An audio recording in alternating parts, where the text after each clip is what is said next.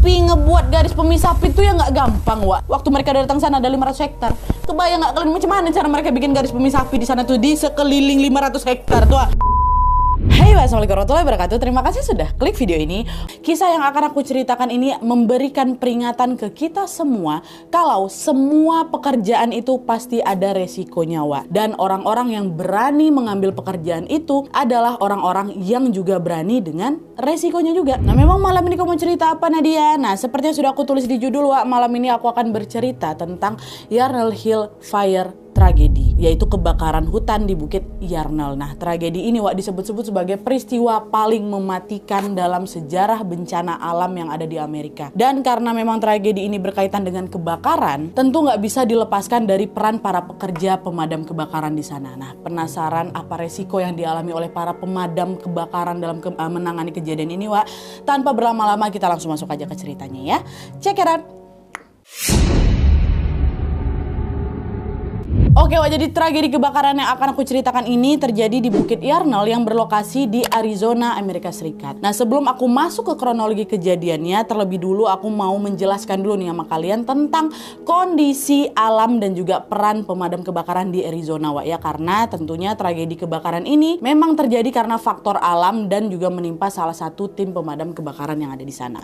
Jadi, Wak, Arizona ini adalah negara bagian yang terletak di sebelah barat dayanya Amerika, berbatasan dengan California, Nevada, Utah, Colorado, dan juga New Mexico. Dan FYI, Amerika ini terdiri dari 50 negara bagian ya. Dan Arizona ini adalah negara yang ke-48. Dan penomoran ini ditentukan berdasarkan tanggal berapa mereka bergabung jadi negara bagian Amerika. Nah, dibandingkan dengan negara bagian lainnya, Wak, bisa dibilang kondisi alam yang ada di Arizona ini adalah yang paling unik. Kenapa? Karena Arizona ini memiliki wilayah dengan dua iklim yang bertolak belakang.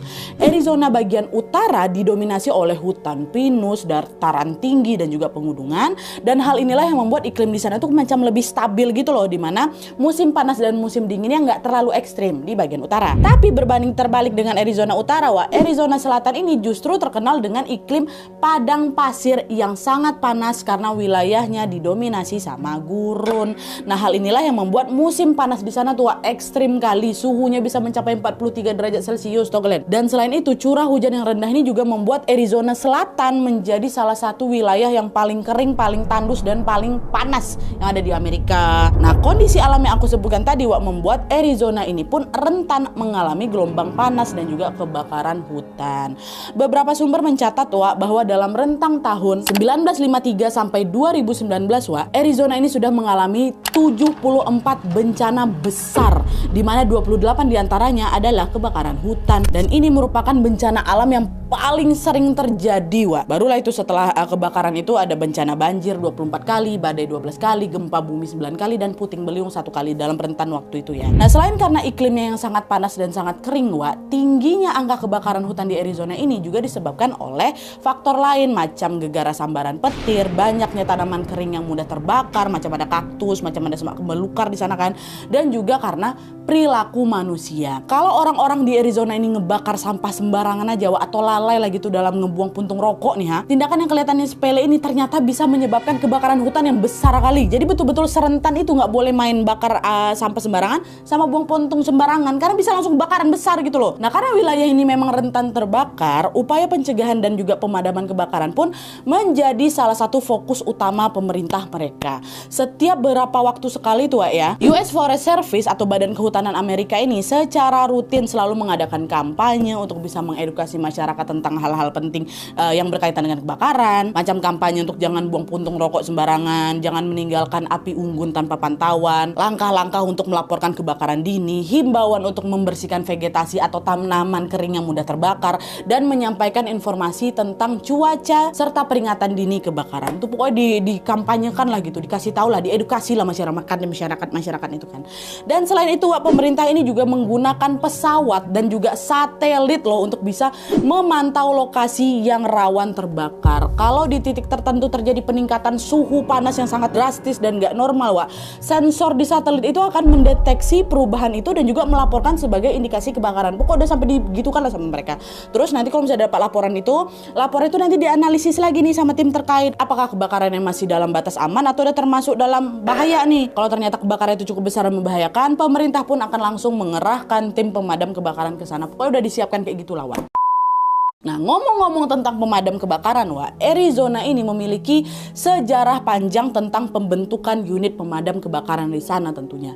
Dulu sebelum abad ke-19, Wak, Arizona itu belum memiliki unit pemadam kebakaran sendiri tuh. Alhasil masyarakat pun melakukan upaya pemadaman secara mandiri ya, pakai alat-alat sederhana lah, Wak, alat-alat seadanya macam pakai ember, pakai selang, pakai pompa air kayak gitu. Lalu, pada saat kota-kota di Arizona ini semakin berkembang dan juga masyarakatnya semakin padat, Wak, orang-orang pun mulai sadar kalau mereka membutuhkan unit pemadam kebakaran yang resmi dan bekerja secara profesional. Jadi nggak bisa nih kalau misalnya terus-terusan ngandalin cara mereka gitu kan, ngandalin cara seadanya, cara manual, nggak bisa. Apalagi mereka ini tinggal kan di kawasan yang memang rentan kebakaran kan, Wak. Nah, akhirnya pada pertengahan abad ke-19 berbagai kota di Arizona ini pun mulai membentuk tim pemadam kebakaran sendiri, Wak. Nah, seiring berjalannya waktu, kebutuhan terhadap unit pemadam kebakaran ini dirasa semakin urgent nih. Kenapa? Karena Arizona sering mengalami kebakaran dalam skala besar yang berbahaya, Wak. Contohnya kebakaran hutan yang menghanguskan sekian hektar. Kebakaran hutan dengan kebakaran satu unit rumah itu ya beda ya kan, Wak. Cakupan wilayah hutan tuh jauh lebih luas lagi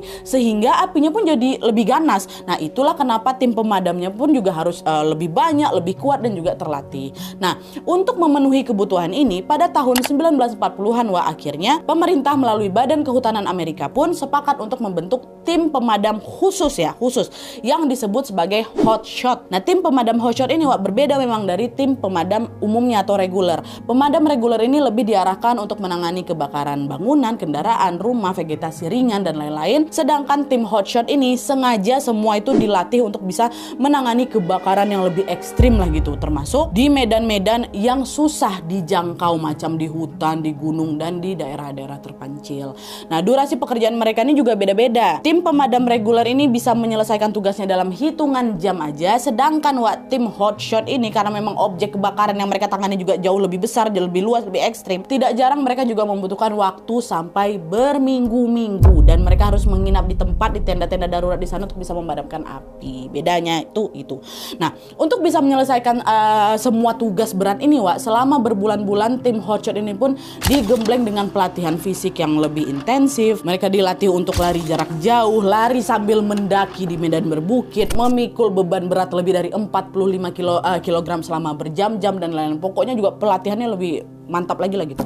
Nah, semua pelatihan itu, Wak, tentu ditujukan supaya tim hotshot ini mampu bertahan di kondisi ekstrim. Tapi sayangnya dalam beberapa kejadian, Wak, alam ternyata bisa jauh lebih ganas dari yang kita perkirakan. Meski tim hotshot ini sudah berkali-kali atau sudah dibekali dengan pelatihan dan juga peralatan yang mumpuni, nyatanya di Arizona ini pernah terjadi kebakaran hutan yang sangat parah hingga membuat banyak personel tim hotshot ini tewas di tempat. Dan inilah dia tragedi kebakaran yang akan aku ceritakan ke kalian. Yarnell Hill Fire. Gimana kronologinya? Masuk.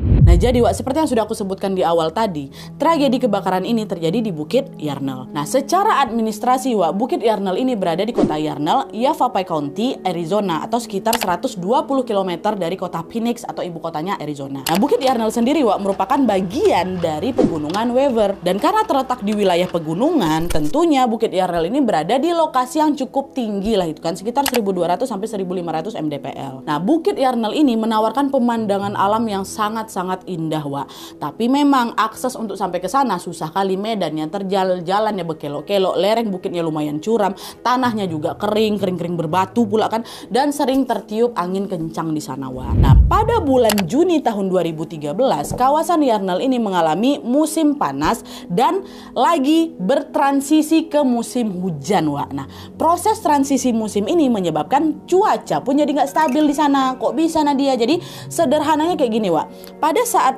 masih musim panas ini terjadi ya, suhu udara kan akan cenderung panas juga ya kan. Nah karena pada saat itu udah mulai memasuki masa transisi ke musim dingin tuh yang tadi ku bilang, maka ada tuh waktunya di mana suhu udara itu berubah tiba-tiba jadi dingin. Nah suhu yang berubah-ubah inilah yang menyebabkan cuaca di sana jadi nggak stabil dan beresiko menciptakan badai serta petir kering atau dry lightning. Nah petir kering itu apa Nadia? Yang aku tahu ya, petir kering itu adalah petir yang terjadi tanpa disertai hujan. Seperti yang kita tahu, petir kan memuat tegangan listrik yang cukup tinggi kan, hingga mampu menyebabkan kebakaran, iya kan? Nah biasanya hujan yang turun bersama petir itu ya akan mendinginkan area. Lagi hujan petir, nanti hujan-hujannya itu yang ngedinginin area kan. Area-area yang bisa terbakar tuh di sana didinginkan sama hujan.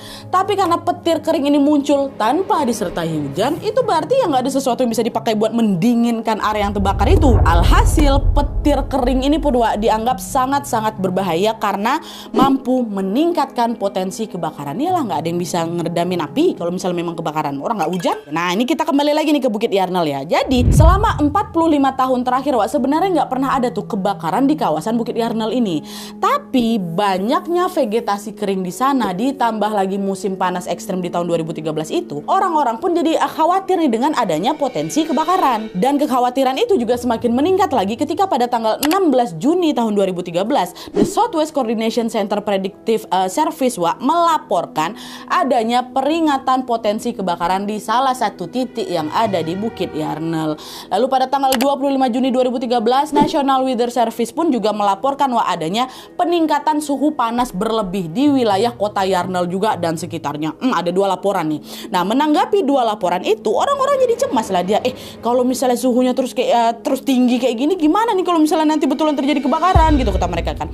Dan hanya selang 3 hari kemudian apa yang mereka takutkan pun akhirnya terjadi. Tanggal 28 Juni 2013 sekitar jam 5:30 sore petir kering datang beberapa kali menyambar kawasan Bukit Yarnell. Nah sembaran itu mengenai vegetasi kering yang ada di sana terbakar.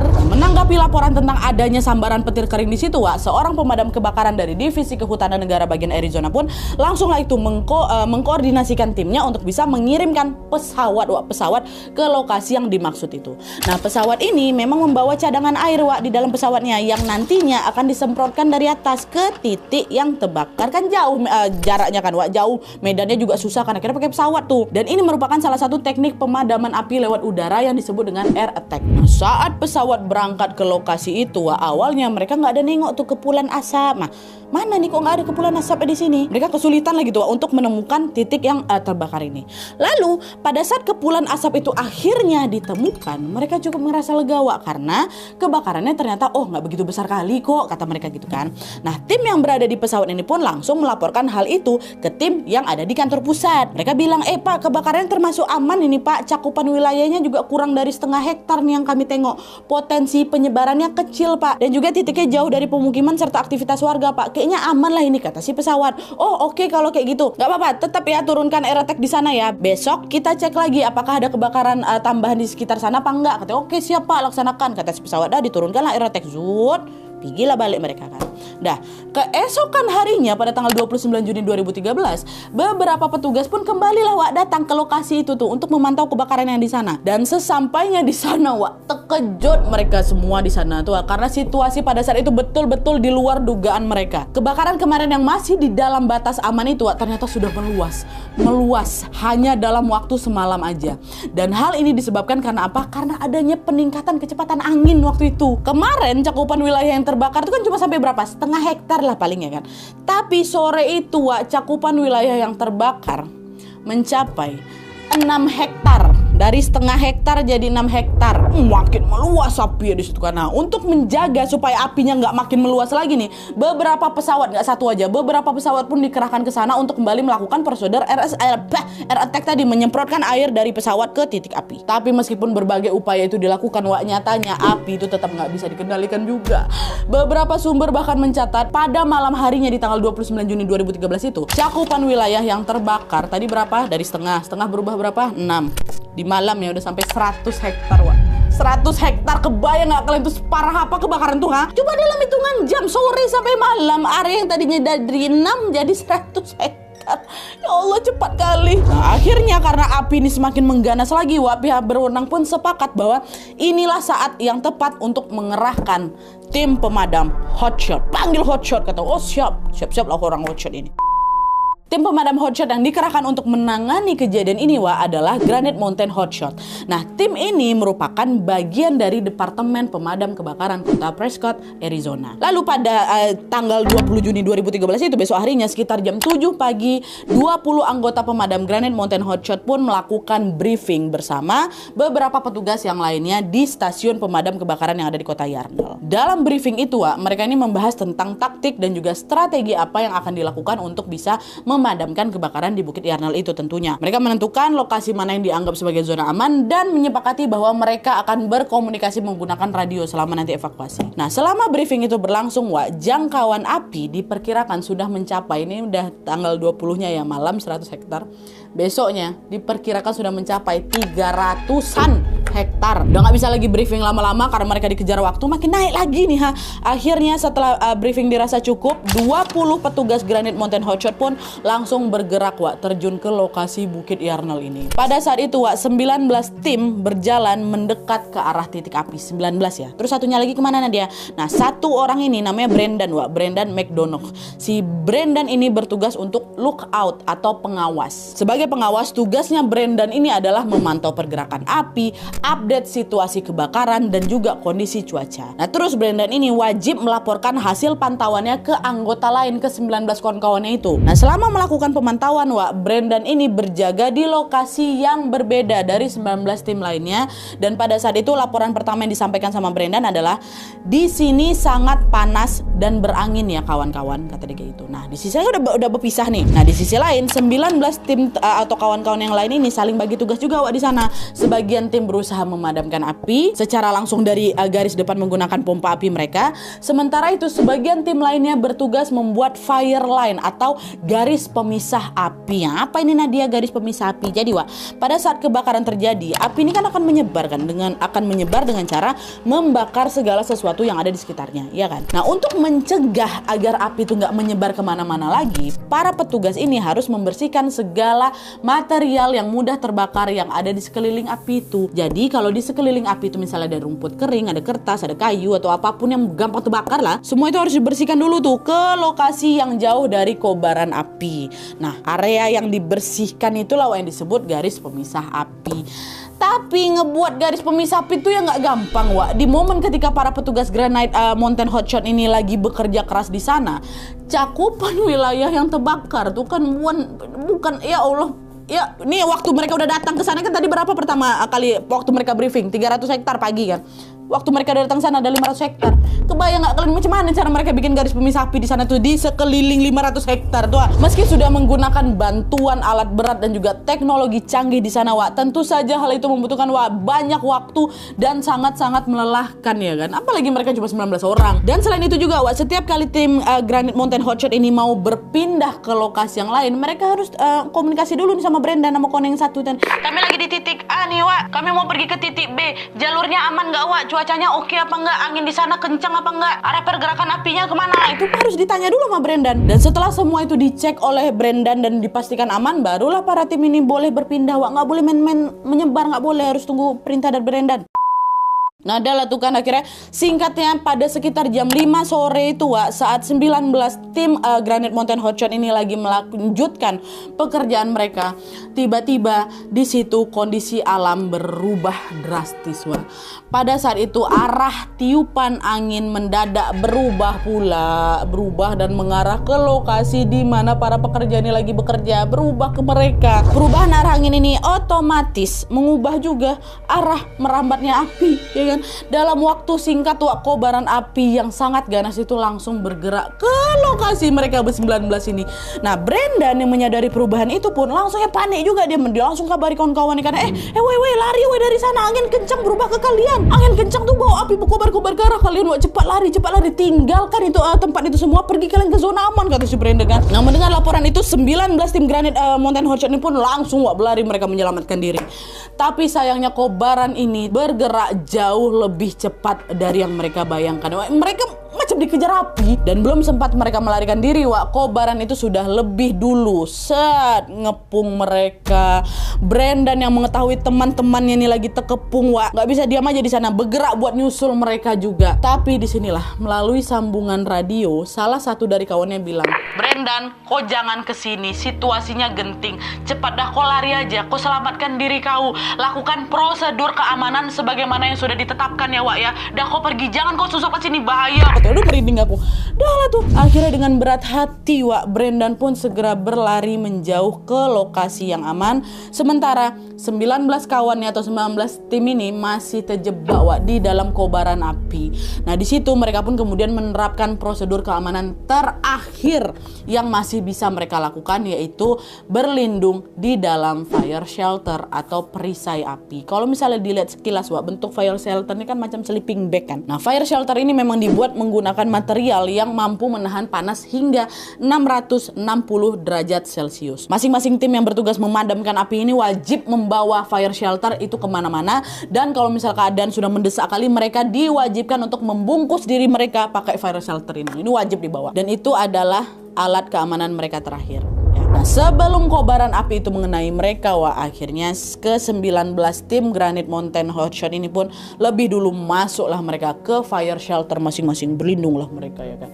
Nah, sayangnya disinilah kobaran api itu ternyata jauh lebih panas, Wah, dimana suhunya mencapai 1000 derajat Celcius. Jauh lebih panas dari batas maksimal yang mampu ditahan sama fire shelter ini. Fire shelter tadi mampunya berapa? 660. Api itu 1000 derajat Celcius. Alhasil ketika kobaran api ini tepat menggilas tubuhnya mereka, disitulah 19 tim Granite Mountain Hotshot meninggal dunia. Nggak mungkin bisa selamat dalam suhu sepanas itu. Mereka dikepung-kepung, dilahap.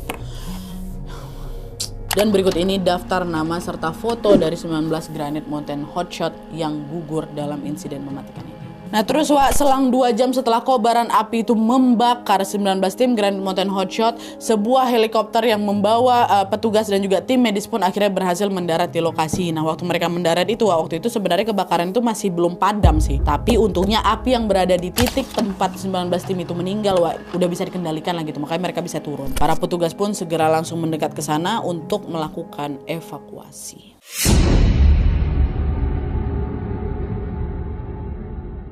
Nah, setelah para korban ini berhasil dievakuasi, Wak, ke-19 mereka ini berhasil evakuasi, kobaran api di Bukit Yarnall ini tetap masih belum padam juga. Apalagi mereka ini sudah mengerahkan tim yang ahli ya kan, Hotshot udah tewas semua, udah meninggal semua nih, macam mana gitu kan. Dan setelah segala upaya dikerahkan, kebakaran itu baru bisa sepenuhnya padam. Tadi terakhir tanggal 30 Juni ya. Baru bisa sepenuhnya padam pada tanggal 10 Juli 2013 atau hampir 2 minggu kemudian. Nah, kalau di total sejak tanggal 28 Juni hari pertama terjadinya kebakaran, itu berarti Bukit Yarnall ini sudah terbakar selama 12 hari dengan cakupan wilayah mencapai 3.400 hektar, Wak. 3.400. Tadi terakhir berapa? 500 karena naik 3.400 lagi. Dengan cakupan seluas itu, kebakaran Bukit Yarnall ini juga sudah merusak sedikitnya 127 bangunan termasuk rumah yang berada di pemukiman paling dekat sama titik api. Nah, terjadinya tragedi kebakaran Bukit Yarnall ini langsung menjadi headline pemberitaan internasional, Wak. Bahkan media Indonesia juga ikut mengabarkan ini loh. Semua orang dari seluruh dunia betul-betul bersimpati pada para korban dalam tragedi ini, Wak. Saking banyaknya korban yang gugur, peristiwa kebakaran Bukit Yarnall ini pun ditetapkan sebagai salah satu bencana kebakaran hutan paling mematikan yang ada di Amerika. Nah, setelah peristiwa ini terjadi, Wak, pemerintah pun dengan cepat langsung melakukan investigasi tentunya, dan hasilnya menunjukkan bahwa para petugas ini 19 orang ini sudah melakukan prosedur keamanan dan juga penyelamatan yang berlaku. Jadi mereka nggak ada satupun protokol yang mereka langgar lah gitu. Dengan begitu bisa disimpulkan kalau peristiwa ini murni terjadi karena bencana alam. Perubahan cuaca yang mendadak dan cepatnya pergerakan api itu dianggap sebagai faktor utama di balik terjadinya tragedi ini. Gubernur Arizona kala itu yang bernama Jen Brewer pun kemudian mengeluarkan pernyataan resmi yang berisi ungkapan bela sungkawa kepada keluarga para korban. Dan selain itu, Jen Brewer ini juga menganggap 19 tim yang gugur di dalam tragedi ini sebagai pahlawan yang sudah melindungi masyarakat. Hal yang sama juga disampaikan oleh Presiden Barack Obama, Presiden Amerika yang menjabat pada saat itu. Dan untuk mengenang jasa para 19 tim yang sudah gugur ini, pemerintah pun mengadakan upacara yang dihadiri oleh ribuan orang termasuk para keluarga korban atau para keluarga dari 19 tim hotshot. Dan selain itu pemerintah juga mendirikan sebuah tugu peringatan di Yarnell Hill Memorial Park yang lokasinya berdekatan dengan titik kebakaran kemarin. Nama-nama para korban juga sudah diukir dengan apik di situ. Dan sampai hari ini orang-orang pun masih sering berkumpul di sekitar tugu untuk saling ngobrol dan tentunya melepas rindu serta mengenang para 19 tim pemadam yang sudah berpulang ini dalam tugasnya. Oke Wak, jadi itu tadi kisah tentang salah satu tragedi paling mematikan dalam sejarah kebakaran hutan yang ada di Amerika. Aku nih, Allahu Akbar, selalu sedih tuh loh tiap menyimak kisah orang-orang yang gugur dalam bertugas. Menurutku keren kali mereka, Wak. Mereka yang bekerja di sektor jasa ini sudah memberikan jasa mereka untuk kepentingan bersama, ya kan. Tapi dalam beberapa kejadian ternyata bukan cuma jasa dan tenaga mereka aja yang harus dikorbankan, tapi nyawa mereka. Begitu pula yang dialami pada kejadian ini. Demi keselamatan banyak orang, 19 tim pemadam kebakaran harus meregang nyawa mereka di tengah kobaran api yang sangat panas itu. Caranya cukup tragis kan mereka kebakar kan? Matinya kayak gitu, kebakar. Tapi ya gitulah, bagaimanapun itulah yang menjadi takdir mereka. Dan dari peristiwa ini jugalah nama mereka akan selamanya dikenang sebagai pahlawan. Nah, kita doakan sama-sama semoga mereka mendapatkan tempat terbaik di sisi Tuhan Yang Maha Esa, ya amin ya rabbal alamin. Dan semoga dengan kisah ini kita bisa belajar untuk semakin menghargai profesi dan juga pekerjaan orang lain. Dan jangan lupa bersyukur.